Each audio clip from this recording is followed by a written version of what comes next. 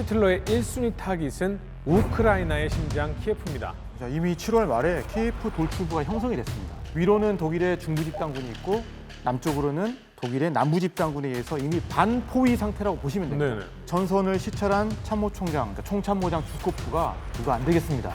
철수를 건의합니다라고 하니까 스탈린이 격분을 하게 됩니다. 키예프 포기라는 말에 격분을 하면서 스탈린이 정말 자릅니다. 오, 총살은 안 시켰네. 네.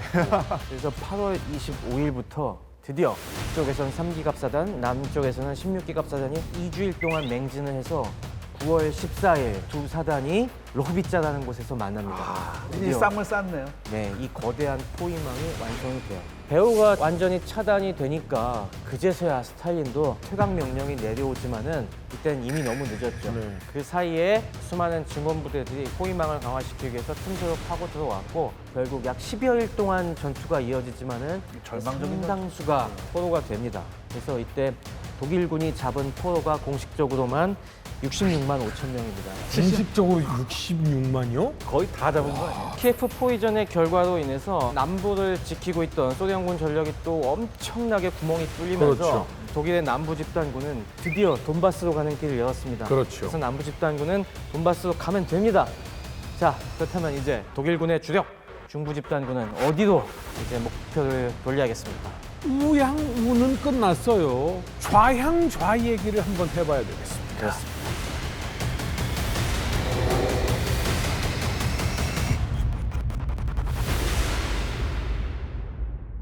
모스크바 가기 전에 레닌그라드 한번 들렸다가 가도록 하겠습니다. 아, 네. 북부 집단군 상황 너무 오랫동안 안 봤거든요. 북부 네. 집단군 한번 짚어보죠. 북부 집단군 초반에 정말 3개 집단군 중에서 가장 빛나는 승리를 했다고 말씀드렸습니다. 너무 빨리 끝나가지고 너무 오래 놔뒀어요. 맞아요. 어마어마한 속도로 어마어마한 깊이까지 전진에 네. 들어왔습니다. 그걸 복귀해보기 위해서 지도를 다시 보시죠. 네. 그 당시 북부 쪽을 담당했던 4기갑 집단은 개전 이래 무려 3주 만에 600km를 전진했습니다. 맞아요. 프스코프를 지나서 페이프스 호수와 일멘 호수 사이까지 지금 갔어요. 저기서 레닌그라드까지는 단 200km만 더 가면 됩니다. 맞아요. 와, 이 정도면은 정말 레닌그라드는 금방 함락하겠구나라고 생각했을지 모르겠지만은 항상 우리 마라톤 할 때도 끝에 초반에 오버페이스 하면 어떻게 됩니까? 35km 지점에서 죽음이 찾아옵니다. 마라톤의 벽이란. 네. 35km. 맞아요. 역시 풀 코스 뛰어본 사람은 알죠. 못 뛰는 사람일수록 그게 더 빨리 옵니다. 그렇습니다. 독일군 북부 집단군 4기갑 집단은 저기서 지쳐버려요. 원래 공격의 핵심은 뭡니까? 페이스메이커를 데리고 가는 거예요. 네. 페이스메이커는 양쪽에 2개 야전군입니다. 보병 중심인 18군, 16군이 같이 가면서 보조를 맞춰가면서. 그죠. 보조를 맞춰 가면서 걸리적거리는 거 있으면 먼저 나가서 좀 쳐주고 경쟁자는 좀 떨어주고 하면서 내가 쭉쭉 나갈 수 있게 해줘야 되는데 그거 상관없이 페이스메이커는 저 뒤에 냅둔 채 쫙 와버렸으니까 여기서부터 문제가 생기기 시작하는 겁니다. 혼자서 뚝 떨어져서 와버리는 바람에 측면이 여기도 횡해졌어요. 네. 그런데 그 측면에 커버하기 위한 보병 부대들이 빨리 올 수가 없는 상황이 벌어집니다.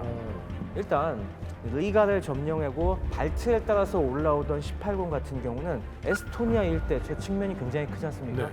저 에스토니아의 소련군도 들어 앉아갖고 저기서 완강하게 저항을 하는 겁니다. 네. 그러니까 18군이 너무 지금 커버해야 될 측면이 넓어갖고 빨리 저기를 정리를 못하는 거예요. 오른쪽을 담당하는 16군이 역시 모스크바를 향하는 벨리키에르키라는 중요한 철도 교차점이 있는데 저 뾰족하게 나온 소련군에게 걸려갖고 자꾸 이게 빨리 못 치고 나오는 거예요. 그러니까 7월 초에 이미 4기갑 집단은 4분의 3을 이미 왔지만은 여기서 주변에서 안 도와주니까 더 이상 전진을 못하고 여기도 보급이 지금 이제 오기가 힘들어집니다. 보급이 안 오니까 당연히 공격력 회복도 그만큼 늦어지는 겁니다. 빨리 뭐 영양 보충을 해야 되는데 지금 아무것도 안 오고 하니까 계속 그 자리에 퍼져 있는 거예요. 이 상황에서 소련은 저렇게 잘 오던 독일군이 멎었다. 지금 이 기회를 살려야 레닌그라드를 구할 수 있다는 생각이 탁 들면서 그때서부터 스탈린이 레닌그라드를 구하기 위한 여러 가지 조치를 취하기 시작합니다. 그 첫 번째가 뭐냐면은 스탈린이 가장 총애하는 친구 보로실로프를 갖다가 레닌그라드 방면에 북서 방면군 사령관으로 보냅니다. 그러면서 이 지역의 소련군을 총괄하게 해요. 이거는 북부전선군, 북서부전선군과 그 다음에 발트의 함대들 있지 않습니까? 육해군 병력을 총괄하는 임명해갖고 사수명령 꼭 지켜야 된다라고 하는 거예요. 그런데 아시다시피 보도실로프는 그동안 여러 겨울전쟁을 비롯해서 수많은 전쟁에서 능력은 군사적 능력은 군사적 능력은 별로라는 걸 보여줬잖아요. 네. 그래서 보내면서도 솔직히 못 믿어온 거야. 그래서 누굴 보내냐면은 그 당시 총참모부 브레인 중에 한 명이고 스탈린이 굉장히 총애하던 그 당시 소련군 총참모부 작전부장인 니콜라이 바투틴을 이때 같이 전선군 참모장으로 붙여줍니다. 바투틴도 지금 자세히 설명하지는 않겠습니다. 왜냐하면은 1942년 3년부터 계속 독소전쟁에서 여러 번 등장할 테니까. 네. 그러면서 이 바투틴에게 지금 정지해 있는 북부집단군 선봉에 대한 반격 작전을 기획하게 해요. 네. 그런데 이때 정지하고 있던 선봉을 이끌고 있던 장수가 누구였느냐, 독일군의 바로 만슈타인이었습니다. 제56 차량화 군단 군단장으로 있던 네. 만슈타인. 그래서 이 만슈타인을 어떻게든 꺾어야 된다. 그래서 만슈타인을 상대하고자 바투틴을 보낸 겁니다. 그럼 브레인 대 브레인의 대결인가요? 그렇습니다. 독일의 최정상 전략가 대 스탈린이 보낸 전략가. 이게 한 번이 아닙니다. 이게 시작이에요. 이게 나중에 여러 번 리벤지 매치가 있을 거니까 어허. 기대하셔도 좋습니다. 그러면서 이게 어떻게 보면은 그 악연의 시작이나 마찬가지였죠. 그러면서 동시에 레닌그라드도 인구가 많고 당연히 유서 깊은 도시이기 때문에 군사학교들이 많습니다. 거기서 생도들을 갖다가 다 출연해갖고 전선으로 보내고 또 레닌그라드 주변에는 키로프 전차 공장을 비롯한 여러 공장들이 있습니다. 그 키로프 전차 공장에서 생산하던 전차가 바로 KV 전차잖아요. 네. 클리멘티 보로실로프 전차. 이제 보로실로프가 왔으니 그래, 내 이름 붙인 전차들 생도들과 함께 신나게 행진해서 저 나치 놈들을 때려잡자 그러면서 엄청 동력을 합니다. 그러면서 7월 중순부터 페이프스 호수와 일멘 호수 사이에서 만슈타인의 군단을 노리고서 집중적인 공격을 해 들어옵니다. 그래서 만슈타인 군단의 가장 중요한 부대였던 제8기갑사단을 향해서 공격을 시작을 해요. 근데 이 당시 8기갑사단은 탄약과 연료가 다 부족해갖고 굉장히 어려운 상황이었는데 이게 갑자기 측면에서 소련군이 대반격을 해 들어오니까 이 수에 일단 압도당합니다. 네. 그러면서 여러 지역에서 이 8기갑사단 부대들이 포위가 되기도 하고 심지어 약간 후방에 있던 만슈타인의 군단사령부도 소련군이 후방으로 침투해갖고 고립될 지경에 이릅니다. 하지만 뭐 만슈타인이 이 정도로 물러날 싸움은 아니죠. 네. 그리고 독일군도 여전히 이 뛰어난 전투 스킬이 있고 소련군은 통신 장비와 이런 모든 것들이 부족한 상황이기 때문에 역시 이 상황을 갖다가 독일군은 다시 한번 수습하고 밀어내는 데는 성공하지만은 여기서 8기갑사단이 그만 완전히 주저앉아 버립니다. 완전 이제 힘이 다 빠져갖고 후방으로 돌려져갖고 재정비를 받게 돼야 되는 상황이 들어오고 드디어 이제 8월 초 정도가 되면은 다시 이 지역에 보병부대들이 겨우겨우 쫓아오면서 이제 기갑사단의 좌우측에 보병부대들이 자리 잡기 시작하는 거예요. 그렇습니다. 다시 한번 여기서 주저앉아 있던 이 4기갑 집단이 움직일 수 있는 그런 지금 상황으로 오게 된 거죠. 네. 그러면서 이제 다시 레닌그라드를 향해서 공격을 갖다가 시작하려고 딱 했는데 여기서도 소련군이 계속해서 늘어나는 예비대를 이용을 해서 이걸 가만히 냅두지 않습니다. 8월 10일에 저 레닌그라드 방향의 앞쪽 독일군은 공격을 개시하긴 하는데 바투틴이 다시 한번 예비대를 집결해갖고 스차야 로사 쪽에서 치고 들어오니까 뭐 어떡합니까? 이거 지금 막아야지. 그러면서 만슈타인한테 만슈타인 지금 앞으로 가지 말고 다시 옆으로 와야겠다. 지금 옆으로 치고 들어오니까 얘네부터 정리를 해야겠다라고 하면서 또 그쪽으로 소환돼서 맞받아 치니까 정면으로 그러니까 레닌그라드를 향해서 공격을 집중해야 될 이 파워가 약해지는 거죠. 네. 그러면서 레닌그라드가 얼마 안 남았지만은 이 마지막 이걸 밀어내지 못하는 거예요. 더군다나 저 지역 레닌그라드로 점점 가까워져 갈수록 갖가지 장애물이 나타나기 시작을 네. 합니다. 아주 숲이 빽빽하게 펼쳐진 그런 곳들이고 그 숲 사이에 뭐 철도와 소수의 길만 나 있는 상황이기 때문에 공격 축선이 한정이 될 수밖에 없어요. 그러니까 그런 쪽에서 뒤에 엉켜서 싸우다 보니까 이 기갑부대가 탄력을 받고 쭉 밀어낼 만한 이제 상황이 못 됩니다. 심지어 독일군이 정지해 있었던 한 달 사이에 소련군이 저 레닌그라드 남쪽에 결사적인 요새. 여러 가지 네, 참호들. 참호를 파고 곳곳에 토치카를 만들어 놨기 때문에 지금 딱 들어가려고 보니까 자꾸 걸리적거리는 겁니다. 그래서 그 상황에 앞쪽에서는 미적 들어가고 옆쪽에서는 만슈타인이 바투틴의 도전을 정리하기 위해서 지체하는 사이에 양쪽이 다 지금 제대로 안 풀리는 상황이 8월 내내 벌어지고요. 그래도 8월 24일 정도가 되니까 독일군이 드디어 어느 정도 돌파구를 마련했습니다. 레닌그라드로 올라가는 방향에 저기 딱 가운데 보시면은 아주 불편하게 남아있는 도시가 하나가 있죠. 루가라는 도시가 있었는데 저길 갖다가 소련군이 병력들을 집중을 시켜갖고 어떻게든 저기서 막고 있었는데 독일군이 그 양쪽, 양옆으로 이제 밀고 들어가서 드디어 여길 포위하기 시작을 합니다. 그러면서 드디어 이 루가에 있었던 소련군도 포위당해서 이제 섬멸당하게 되고 그렇게 되니까 드디어 독일 북부 집단군이 레닌그라드를 향해서 밀고 갈 수 있는 공간이 생긴 거죠. 근데 사실 저것 때문에 소련이 순망치안을 하기 위해서 핀란드를 공격해서 영토를 확보했던 거잖아요. 그리고 핀란드는 내가 언젠가는 이씨 하고서는 벼르고 있었고 독일하고 손을 잡고 저거 밀고 내려오려고 했던 거 아닙니까? 그럼 저거를 도와주면 되는 건데 핀란드군은 왜 안 내려오고 있는 거야? 이미 전쟁을 했습니다. 내려왔었어요? 네, 지금 시작을 했는데 핀란드가 전쟁 초반에 이미 병력을 무려 47만 명을 동원해서 내려왔어요. 그렇게 많이 내려왔다. 네, 그러니까 이게 핀란드 당시 인구가 370만 명이니까 동원을 엄청나게 많이 한 거고 이 말은 뭐냐면 제대로 맘먹고 지금 핀란드가 싸우려고 왔다라는 거예요. 전 국민의 10분의 1 이상이 내려온 거예요? 그렇죠. 그런 셈이죠 지금. 그리고 핀란드군은 이제 보병과 포병 위주긴 하지만 일단 정예군이고 겨울 전쟁의 경험이 있기 때문에 숙련된 일단 군대였다. 그런데 독일과 함께 싸우기는 하지만 네. 핀란드의 전쟁 목표는 독일과는 좀 다릅니다. 자기네들이 잃은 영토를 찾는 거겠죠? 맞습니다. 핵심은 겨울 전쟁 때 잃은 영토를 회복하는 거, 그다음에 더 나아가서 소련과 핀란드 사이에 전략적 완충지대를 확보하려는 네, 별도의 목표를 가지고 있었다. 그렇겠죠. 그리고 이제 겨울 전쟁 때 같은 경우는 소련이 핀란드 침공을 위해서 명분을 만들었잖아요. 네. 포격 사건을 조작해서. 그렇죠. 네. 근데 이번에는 소련군이 진짜로 핀란드를 폭격합니다. 그러면서 이제 빌미를 제공을 해주게 돼요. 왜요? 그러니까 바바로사 개시한 이후에 독일 공군이 제공권 장악에 나섰잖아요. 네. 근데 이제 그나마 타격을 덜 받았던 게 이제 레닌그라드 군강구에 있는 소련 공군이었습니다. 네. 그러니까 소련 공군 입장에서는 이제 뭐 긴장하고 막 이런 상황 속에서 우리가 뭐라도 해야 되겠다는 생각에 핀란드 쪽에는 이제 독일의 항공기들도 있고 비행장도 있으니 여기를 우리는 타격해야 된다라고 생각하고 소련군이 먼저 핀란드를 공격을 하게 되는 거죠. 빌미를 내줘버렸네. 그렇죠. 그래서 6월 25일 날 공습을 하게 됐고 핀란드 입장에서는 와우, 땡큐. 선제 공격? 네, 좋네. 너희가 선 넘었으니까 우리는 명분이 있다. 휘바. 네, 공격라고 하면서 공식적으로 이제 참전을 선언했고 7월 10일 날 공세를 개시했어요. 굉장히 일찍 들어갔네요. 굉장히 좀 일찍 아니죠. 좀 이미 늦었죠. 벌써 전쟁 시작한 지 아. 3주일 지나서 네. 독일군이 200km 앞까지 오니까 네네. 그때 공격을 시작한 거예요. 그러니까 다시 처음부터 왔으면 지금 말씀하신 대로 뭐라도 해볼 수 있었겠죠. 저희는 남부 집단군이 이제 한참 얘기하던 그 시절까지 갔었으니까. 네. 그러니까 여기서 핀란드군만 뭔가 제대로 해줬으면 네. 상황이 완전히 달라질 수 있겠죠. 아, 근데 이제 핀란드군을 싸우는 걸 보면은 크게 이제 세 방향으로 핀란드군이 갑니다. 네. 네. 가장 중요한 거는 역시나 말씀하신 대로 레닌그라드로 갈 수 있는 그 까렐리아 지협이죠. 네.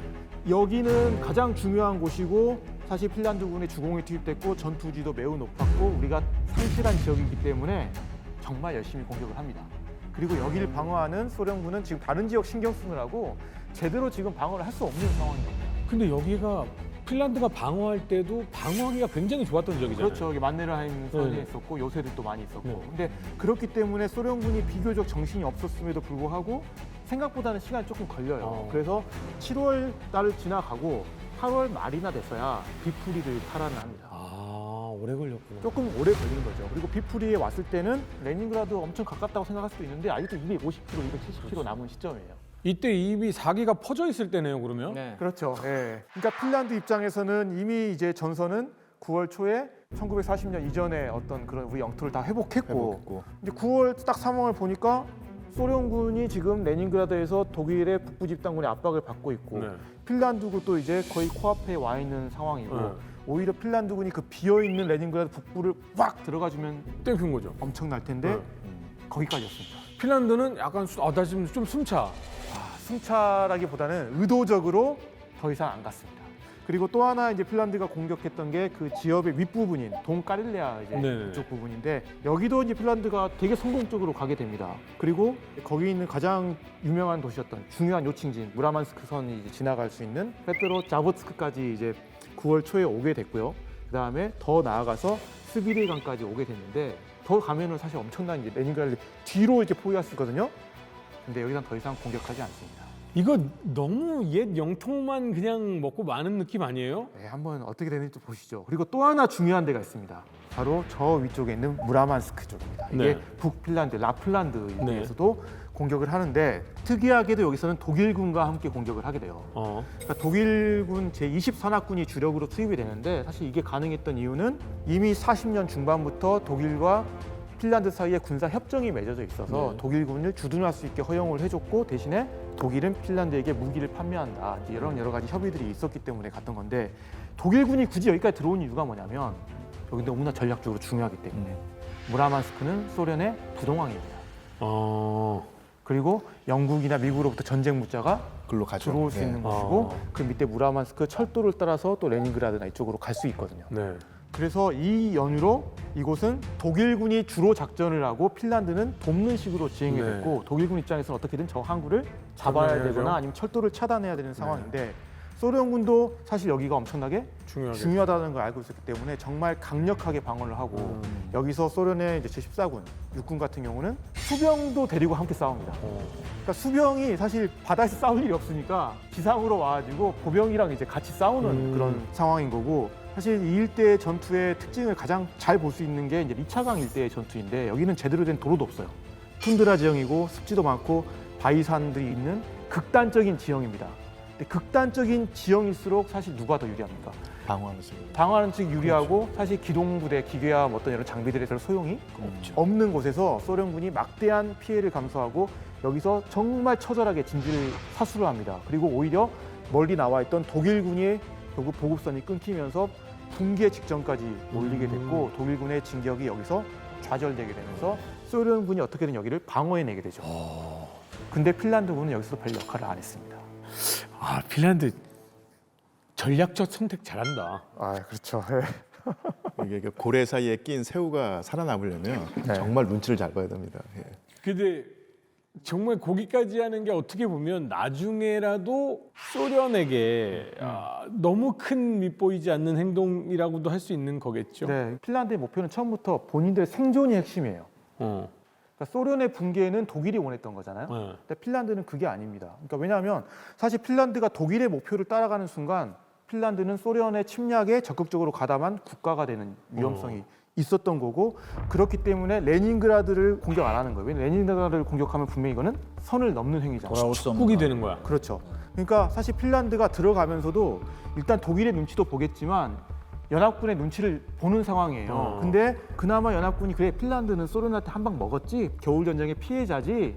아 그래 그러니까 쟤네들이 뭐 저렇게 하겠지 약간 이런 생각을 하는데 선 넘는 순간 그 명분 자체가 완전히 사라지게 된다는 거예요. 그러니까 지금 여기까지는 네, 쟤네 소련을 공격한 게 아니라 받았던 피해 복구한 거야. 그렇습니다. 그래서 제가 그걸 좀 더 보기 위해서 40년 1월부터 미국과 핀란드 사이의 외교 문서를 좀 봤어요. 이게 이제 주로 핀란드 주재 미 공사였던 스콘펠드가 네네. 미 국무부로, 그러니까 핀란드의 외무장관이나 아니면 군부 인사들을 만나서 네. 안 대통령이나 이런 사람들을 만나가지고 미 국무부에 전파했던 내용들이 주로 이루어져 있는데요. 이걸 좀 살펴보면은 애절하게 뭘 보냈어요. 예, 미국은 이미 40년 1월부터 차관 이야기도 꺼내면서 야 너희가 굳이 독일 편에 서야 되냐라는 어떤 그런 회유와 압박을 이미 시작합니다. 그러면서 6월 초에는 이미 미국은 핀란드가 동원령 선포를 했다는 것을 인지를 하고 있었고 6월 11일 날 소련한테 야 독일군 들어왔다더라 라는 것도 이야기해줘요. 하지만 스탈린은 믿지 않았죠. 그리고 핀란드는 이때 미국에게 어떤 이야기를 하냐면 저는 독일 편에 서서 적극적으로 전쟁 개입할 생각은 없습니다. 다만 독일이 소련이라는 위협을 제거해주는 상황은 우리에게 나쁘지는 않습니다. 이 정도 이야기를 해요. 그러니까 나름 핀란드가 본인들의 입장을 솔직하게 미국한테 이야기를 하고 있죠. 그러면서 독소 전쟁이 발발하자 핀란드는 뭘 강조하냐면 보세요, 소련이 우리를 폭격했습니다라는 걸 강조합니다. 그리고 실제로 핀란드가 7월 초에 공격을 했죠. 그러니까 당시 미 국무장관이었던 코델 헐, 이게 이제 나중에 일본에게 선전포고와 같은 경고를 날렸던 헐 노트로 유명한 그 국무장관 헐입니다. 네. 이 사람이 핀란드 대사를 호출해요. 워싱턴 DC에서. 네. 그러면서 이런 이야기를 합니다. 나는 핀란드 국민이 그토록 용감하게 싸웠던 자유가 독일과의 협력이라는 그 외피 아래서 훼손되기를 원치 않습니다. 네. 핀란드도 어때요? 확실히 미국이 이거를 계속 지켜보고 우리한테 있고. 지켜보고 있고 압박을 준다는 것을 인지를 하는 상황인 거죠. 그러면서 9월 중순에 핀란드 측이 미국한테 우리는 레닌그라드 포위전에 참전할 의도가 없습니다라고 이야기를 합니다. 사실 이 당시의 선택이 이제 핀란드의 위험한 도박이었냐라는 질문에 대해서는 사실 저는 부분적으로는 도박이지만 계산된 도박이라고 봐요. 왜냐하면 독일이 승리할 경우에는 핀란드는 어때요? 분명히 욕 먹고 불만을 분명히 사겠죠. 그리고 소련이 만약에 전쟁을 버티면 독일과 싸우는 자체가 핀란드의 부담으로 남을 수 있는데 결국 핀란드는 그 사이를 이렇게 잘 줄타기를 한 거죠. 줄타기를 해가지고 무라만스크 공략에도 적극성을 띠지 않았고 레닌그라드에서도 멈췄고 향후 혹시나 소련이 이긴다면 미국과 영국의 보장을 받아서 소련과 협상할 수 있는 자신들의 자산을 만들어 놨다라는 거죠. 그렇다면 왜 독일과 적극적으로 협조하지 않았을까라는 부분인데 독일과 협조해서 얻을 이익이 그렇게 많지 않았습니다. 독일은 일단 핀란드한테 정확하게 뭘 주겠다는 약속을 하지 않았어요. 물론 미국도 그런 약속은 하지 않았지만 사실 핀란드가 보기에는 미국이 독일보다 더 우리한테 줄 것이 많은 국가거든요.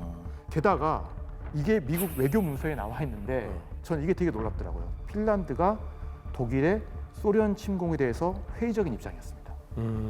처음부터. 왜냐하면 핀란드는 이 지역에서 어떻게 보면 싸워본 나라이고 소련군에 뭘 알고 있었다? 잠재력을 알 수 있었고 여기에 추이나 뭐 이런 것들이 사실 독일군이 여기서 단기간에 전쟁을 끝낼 수 끝내기는 없다. 힘들 거라는 어떤 그런 카드가 있었고 핀란드가 또 뭘 인지하고 있었냐면 히틀러가 나쁜 놈이라는 걸 알고 있었습니다. 그러니까 핀란드 입장에서는 쓰고 버려지는 카드가 되고 싶지 않았다는 겁니다.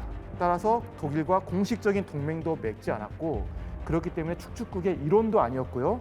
그래서 핀란드 입장에서는 독일은 소련을 공격하는 그냥 이해관계만 일치한 국가이지 사실 작전 협조나 아니면 그런 정치적인 동질성 이런 것들을 최대한 의도적으로 분리하려고 했고 이건 의도적으로 분리하는 게 우리의 생존에 유리하다고 생각했고 그게 정말 먹힌 겁니다.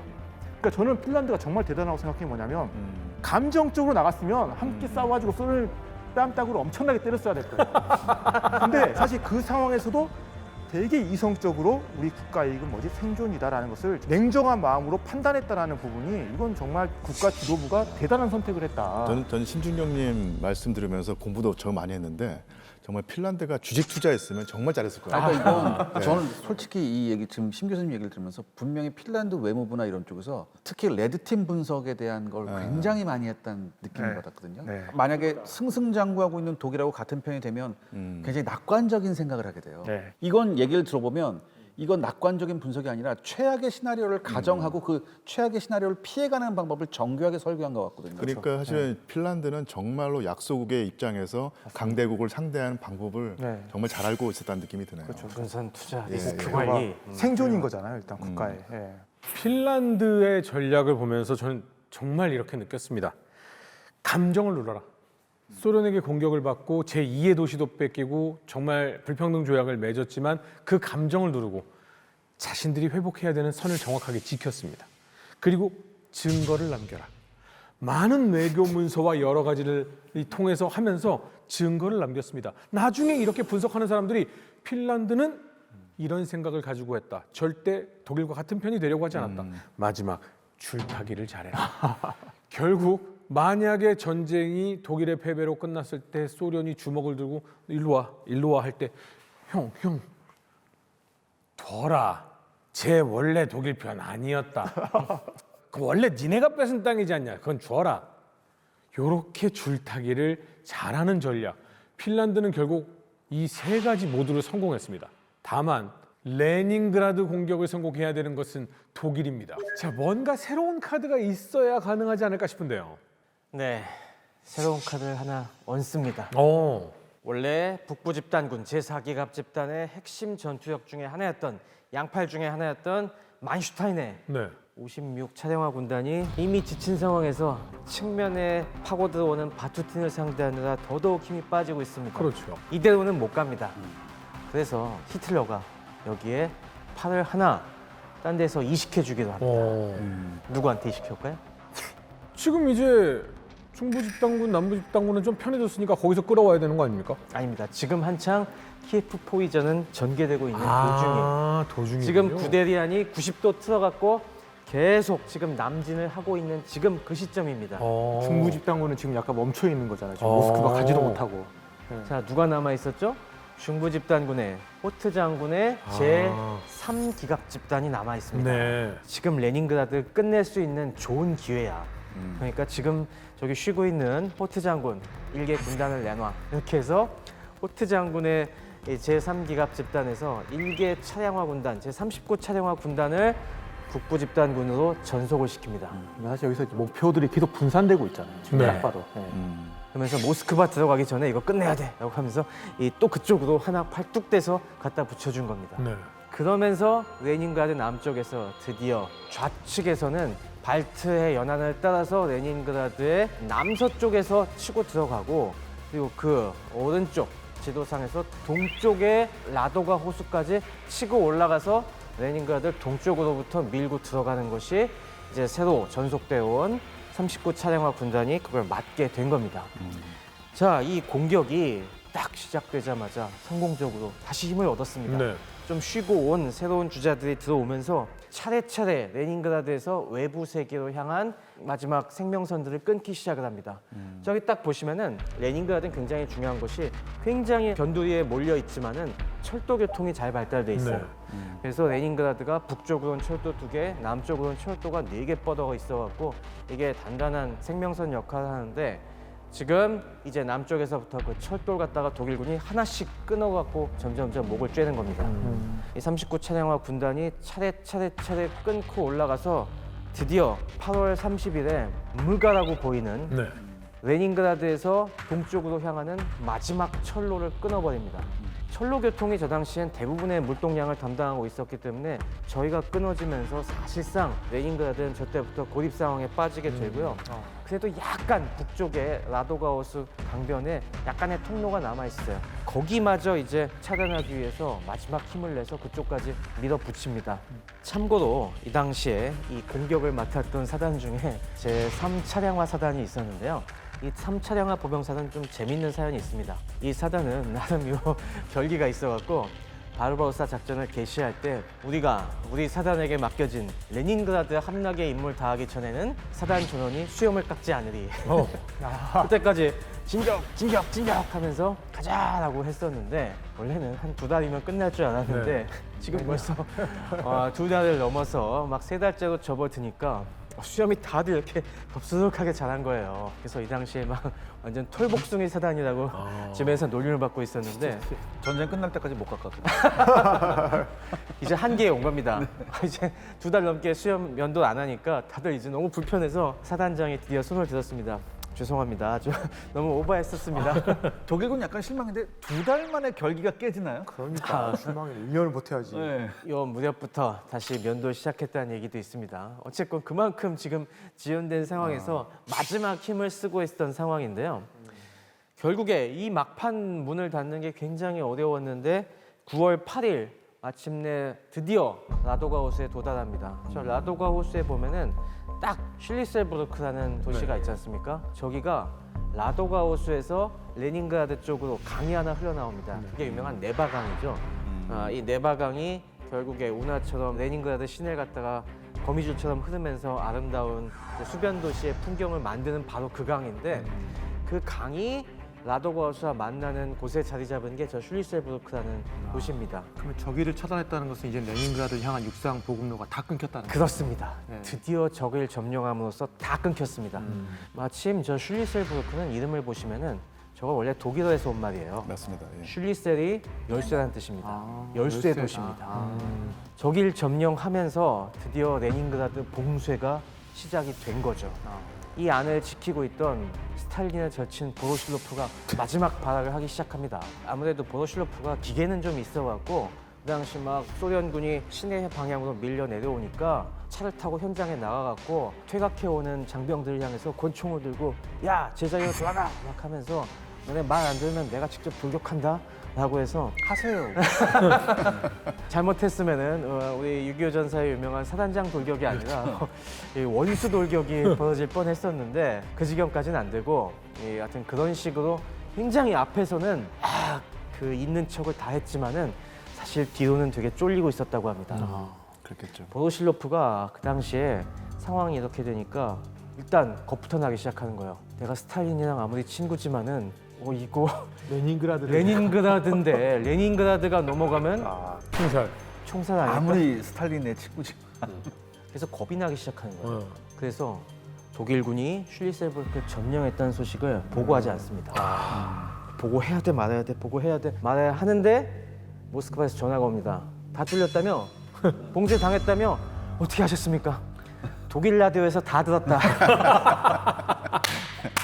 독일이 딱 이제 슐리셀부르크를 점령한 다음에 드디어 레닌그라드 완전히 봉쇄하는 데 성공했습니다 하면서 계속 떠드니까 감청 보고가 딱 올라와서 뭐야 왜 이 자식은 왜 나한테 얘기도 안 해? 어미문책을 당하고 이미 그때부터 쫄 만큼 쫄아갖고 보로실로프는 그러면은 마지막 명령이라도 실천해야겠지? 이 스탈린의 명령이 뭐였습니까? 적에게 온전하게 남겨두지 마라. 그래서 이미 이때부터 레닌그라드를 조직적으로 파괴할 키예프처럼 점령하는 독일 침략자들에게 지옥을 선사해줄 그럴 준비를 하고 있었어요. 곳곳에 이제 요소요소에 폭탄을 장치하는 작업을 이미 시작을 했었는데 스탈린이 이건 아니지. 레닌그라드까지 그렇게 된다는 건 이거는 말도 안 되는 얘기야. 하면서 보로실로프 이 친구는 멘탈이 무너졌구만. 이걸 딱 직감합니다. 그러면서 친구야 나와라. 너 못 믿겠다. 내 믿는 애 하나 보내야겠다. 라면서 누굴 보내겠습니까? 주코프요? 주코프를 보내. 주코프가 사실 이제 이미 정말 소련군의 소방수 역할을 하는 거네요. 근데 이제 레닌그라드는 엄청나게 중요한 도시잖아요, 전략적으로. 그렇죠. 이름이 레닌이기도 하고 그렇죠. 산업 도시이기도 하고 하는데 또 하나 중요한 거는 사실 스탈린 입장에서는 레닌그라드를 잃으면 그 다음 타겟은 모스크바라는 어떤 그런 위기감도 분명히 있었던 것 같습니다. 그래서 사실 주코프를 소방수로 보낸다는 것은 최 박사님 말씀하신 대로 이 도시는 끝까지 우리가 포기하지 않는다라는 어떤 그런 강력한 메시지였던 것 같습니다. 그것도 그건데 사실 모스크바만 친 경우에는 우리는 포기하지 않아라는 느낌이 있을 수 있는데 지금 키예프 포위당해서 끝날 위기에 있죠. 그렇죠. 레닌그라드 공격당하면 모스크바 당하면 다 당하는 거잖아요. 게다가 이제 레닌그라드에서 당하면 레닌그라드에서 군기들이 내려오거든요. 그럼 모스크바가 배후로도 뚫리게 되는 거예요. 그럼 완전히 전략적으로도 위태해지는 거죠 지금. 그러니까. 그러니까 지금 이 상황이 말씀하신 것처럼 키예프도 거의 경각에 다다른 상황이고 레닌그라드도 지금 양쪽이 소련의 3대 도시가 양쪽이 지금 다 날아가게 생긴 상황이니까 키예프에서 절대 나오지 마. 이쪽엔 주코프를 보내면서 여기 사수해야 된다. 양쪽으로 지금 푸시를 넣고 있는 정말 백척간주의 위기인 상황이었던 겁니다. 그러면서 주코프는 당연히 이제 보스의 뜻을 잘 이해하고 있죠. 그러면서 들어가자마자 야 뭐라고? 자폭 준비하고 있었다고? 닥쳐. 우리 그런 거 필요 없어 하면서 다 폭탄을 걷어내고 그럴 거 있으면 다 전방에 깔어 하고 레닌그라드 방어를 갖다가 최후까지 강화하는데 사력을 다합니다. 그러면서 진짜 총을 집을 수 있는 남자들은 다 전선에 내보내갖고 이 전방에서 어떻게든 마지막 독일군의 공격을 막아내는데 총력을 다하게 되는데요.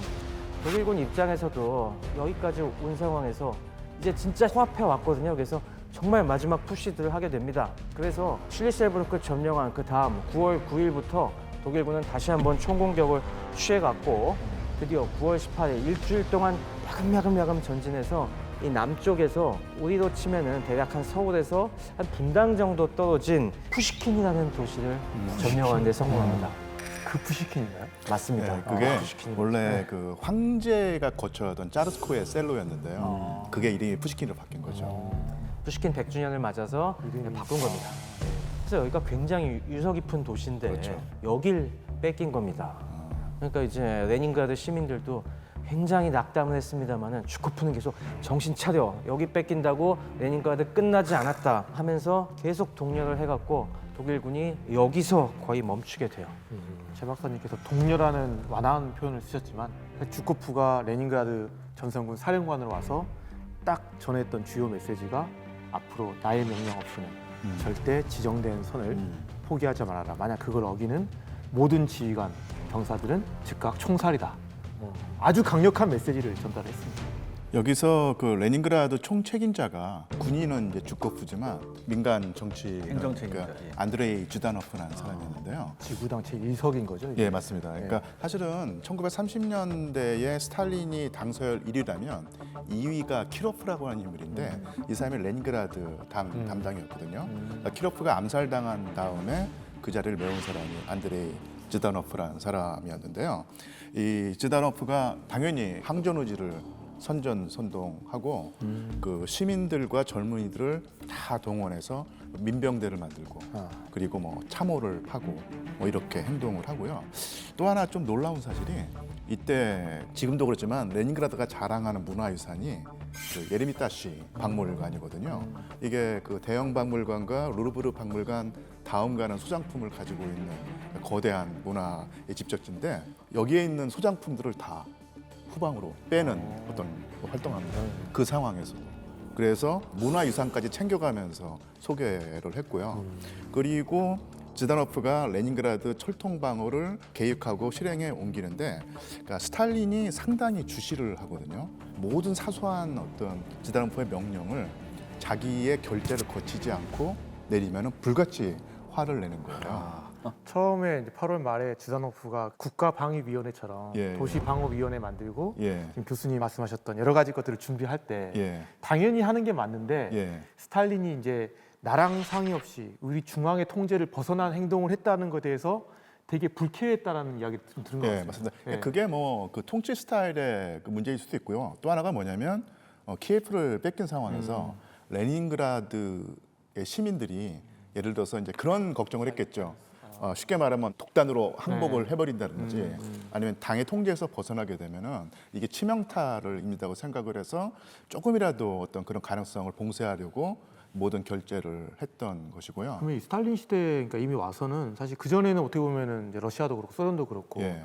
중앙 권력과 지방 권력이라는 게 지방 권력도 어느 정도 힘이 있어서 예. 지금도 약간 경쟁 관계인 맞습니다. 레닌그라드와 모스크바가 항상 경쟁 관계였고 수도가 두 개가 있다고 보는데 그러니까 모스크바에 있는 스탈린의 입장에서는 레닌그라드가 자기 혼자 살겠다고 혹시나 항복이나 해버리면 이건 좀 치명타를 입기 때문에 계속 그렇게 감시하고 했던 것이고요. 통제하려고 하고. 그래서 얼마만큼 스탈린이 이 레닌그라드 방어에 치중하고 간섭을 했냐면 사실 제가 여기서 평소에 느끼면서 저는 이런 생각을 합니다. 그러니까 러시아사를 공부하다 보면 어떤 상황이 있냐면요. 그러니까 예를 들어서 영국사를 공부한다, 프랑스사를 공부한다, 독일사를 공부한다면요.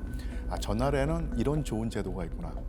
저 나라는 이런 어떤 본받을 점이 있구나라고 하는데 러시아사는 사실 그런 건 없거든요. 근데 문제는 뭐냐면 인간이 극한 상황에 처했을 때 어떤 모습을 보이는가. 그러니까 이런 극한적인 상황이 너무 많이 나오는 거예요. 그래서 하다 보면은 어떤 철학적인 고민을 하게 되는데 그러니까 독일군이 이 레닌그라드 방면을 공격할 때 저항이 워낙 심하니까 독일군도 악에 받쳐서 어떤 행동을 하냐면 소련 민간인, 그러니까 할아버지 할머니, 그다음에 어린 아이들 그리고 아녀자들을 앞에 세우고 가는 거예요. 인간방. 예, 그래서 소련군이 만약에 응사를 하게 되면 독일군을 죽이기 전에 우리 동포를 죽이게 되는 거지 않습니까? 소련군 그 병사들이 제대로 응사를 못하는 거예요. 그런 효과를 노리고 독일군이 그런 짓을 했을 텐데 사실 이런 상황이 너무 당황스러워서 지다노프도 그렇고 주코프도 그렇고 스탈린에게 보고를 합니다. 이러이러한 상황이 있는데 어떻게 해야 될까요? 라고 그 보고서를 올렸는데 스탈린이 그 보고서를 받고 답변서를 보냈는데 그게 문서로 남아 있어요. 그러니까 전문을 제가 다 읽을 수는 없지만 한마디로 말하자면 내용이 뭐냐면 독일군이 그런 식의 전술을 쓰고 있다고 하는데 거기에 마음이 약해져서 응사를 못하는 사람이 있다면 그 자는 적과 똑같은 놈이다. 그래서 감상주의에 빠지지 말고 적의 볼모를 죽여라라는 거죠. 적의 볼모란 게 바로 러시아의 어린아이들, 그다음에 노약자들, 그러니까 아녀자들이라는 얘기입니다.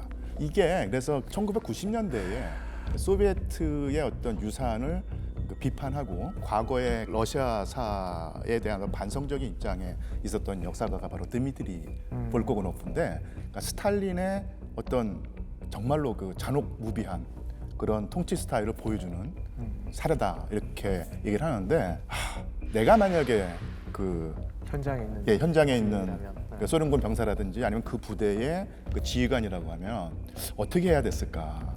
상상만 해도 뭐. 그러니까.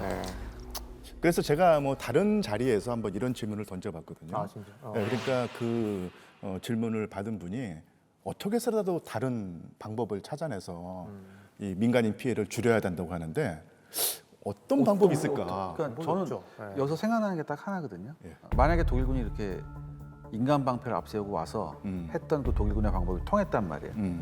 다음에 또 쓸 거란 말이에요. 그렇죠. 그러면 전쟁이나 전투에서 가장 무서운 게 적이 썼던 방법이 적으로 하여금 우리 방법이 안 먹히는구나를 깨닫게 해줘야 되는데 예. 이 우리 방법이 먹히는가를 깨닫게 하면 전혀 반대의 상황이잖아요. 그럼 계속해서 이런 일이 일어날 거예요. 그러니까 이런 것 때문에 사실 전쟁이 일어나면 안 되잖아요. 그럼에도 불구하고 어쩔 수 없이 해야 된다면 가장 첫 번째에 대처를 할 때 스탈린의 명령을 따르지 않았을까 저는. 여기서 사실 이 상황에 놀래서 살이 들린 우리 심중령님이 사실은 현역 군인인데. 그러니까 현역 그리고 군이니까 더 저는 얘기를 되게 그래서 좀 더 조심스러운 부분이 분명히 있습니다. 근데 사실 이런 전술을 쓴 독일군은 정말 악마죠. 이걸 또 개의치 말고 사살해라라고 명령했던 스탈린도 비겁하다고 생각해요. 사실 그 현장에 있지 않고 본인은 거기서 그런 명령을 내렸다는 것이 되게 비겁하다고 생각을 하고, 사실 이제 현장에 있는 사람으로서는 당연히 딜레마 상황인 것 같습니다. 특히 이제 군인 입장에서는 지휘관이라면 이거는 명령 복종과 불복종 사이에서의 지금 이제 딜레마적인 상황인 거잖아요, 지금. 근데 저라면 이 상황에서 세 가지 기준을 좀 한번 생각해 볼 것 같아요. 첫 번째는 이 명령이 과연 정당한 명령인 것이냐. 그럼 저는 이건 정당하지 않은 명령이라고 생각합니다. 두 번째는 이 명령을 실행할 때 결국 이 현장의 판단이 스탈린의 판단보다 더 정확한가. 그다음 세 번째는 내가 과연 스탈린의 명령을 안 따랐을 때 우리 군에게 직접적인 피해를 주느냐. 그 말은 우리 군이 무너지느냐라는 부분이겠죠. 그 부분에 좀 고민이 될 것 같긴 한데, 내가 군을 물린다면 사실 물론 질 수도 있고 하지만 또 한 번 기회도 올 수 있다고 생각하거든요. 그러니까 우리 군이 죽지 않으면 이걸로 그러면 좀 고민을 더 해볼 것 같습니다. 그래서 이거는 사실 답을 내기 되게 어려운 것 같아요. 답이 없습니다. 솔직히 독소 전쟁사를 연구하는 학자들도 연구하면서 굉장히 괴로워하지 않았을까요? 그렇죠. 여러 가지 예. 이런 에피소드를. 그래서 제가 아까 설명드린 대로 네. 그 러시아 역사를 공부하다 보면 철학적인 고민을 하게 되는 지점들이 상당히 많이 있는데 네. 바로 이제 그 중에 하나가 바로 이런 상하는 얘기죠. 그래서 어떻게 보면 독일이 소비에트 연방을 상대로 전쟁을 할 때 그 전쟁의 성격을 그러니까 절멸전, 그러니까 독일어로 그 페어니티웅스 크리크라고 했지 않습니까? 그래서 사실 영국이나 프랑스를 상대로 싸울 때는 적이지만 인간으로 상대방을 봤는데 나치 독일이 소련을 상대로 할 때는 아직 상대방을 인간으로 보지 않기 때문에 이런 전술을 썼던 것이고, 정말로 어떤 똑바른 어떤 속 시원한 그 정답을 내리기가 정말로 어려운 상황이다. 그만큼 이 독소 정쟁은 인간의 한계를 뛰어넘는 정말 아비구환이었다. 이렇게밖에 말씀드릴 수 없습니다. 예. 그러니까 지금 이 상황이 9월 초에 드디어 어느 정도 키예프와 레닌그라드가 이 상황이 되니까 히틀러가 그 다음 단계 작전 명령에 예령을 발령하죠. 바로 모스크바 공격입니다. 자, 우리 양쪽에 양 날개가 정리가 되면은 그 다음엔 모스크바로 향한다. 이 준비 명령이 발동이 돼서, 자, 레닌그라드 앞으로 10일 뒤에는 기갑부대 다 빼낸다.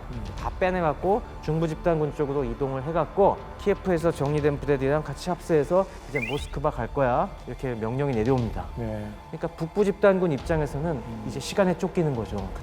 내가 이 강력한 기갑부대들을 갖고 있을 시간이 얼마 안 남았네.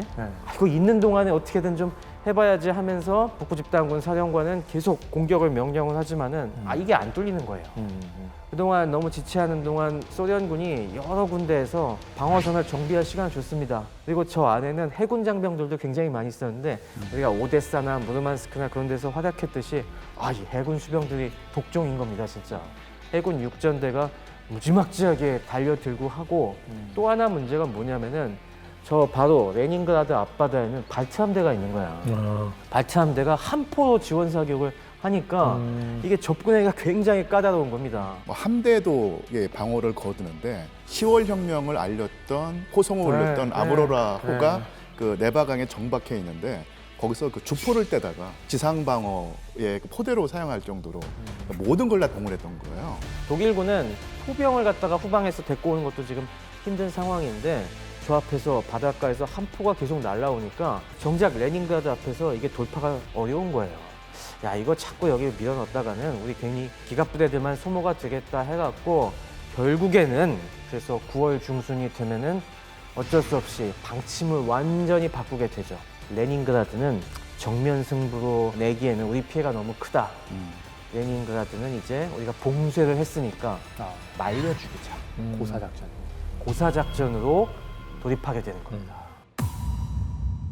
봉쇄에 대비해서 식량을 확보해야 되는데 식량 창고가 독일군의 포격으로 불타면서 엄청난 고통에 시달리게 되는데요. 그 알고 때린 거예요, 근데? 알고 때렸어요? 빵도 밀이나 호밀빵이 아니라 목재 섬유 같은 거 있죠. 블로케이드 브레드를 한다고요. 그리고 이게 돈으로 쓰입니다. 이 흙을 담아갖고 물물 교환하는데 그게 이걸 또 남아있으니까. 써요. 이제는 진짜 입에 넣을 수 있는 게 가장 귀한 재화가 되는 거예요. 분명히 호수인데 수평선이 보이는 거예요. 엄청 커. 면적을 뭐 따지자면 대한민국 면적의 5분의 1에 해당하는 거고요. 섬들을 다 합치면 서울 면적 크기가 된다고 합니다. 그나마 레닌그라드 시민에게 희망이 되는 것은 뭐냐면 저기가 얼면은 들어갈 때는 식량을 싣고 가서 풀어놓고 나올 때는 노약자와 어린아이들을 싣고 네. 나오거든요. 목표는 명확합니다. 그쵸. 모스크바까지 가는 거예요. 네. 소련군 주력을 섬멸하면 사실상 모스크바는 뚫리겠죠. 무혈 입성할 수 네. 있다는 거고 사실 이게 독일군 입장에서는 단 한 번의 군사 행동으로 전쟁에서 이길 수 있는 정말 마지막 기회라고 보시면 그렇죠. 됩니다. 소련군은 일단 여기서 카드를 하나 꺼내듭니다. 영원한 또 아니 뭐 거기는 카드가 그거 한 장이에요? 야, 여기는 한 장 있지 주커프 여기도 있지 주커프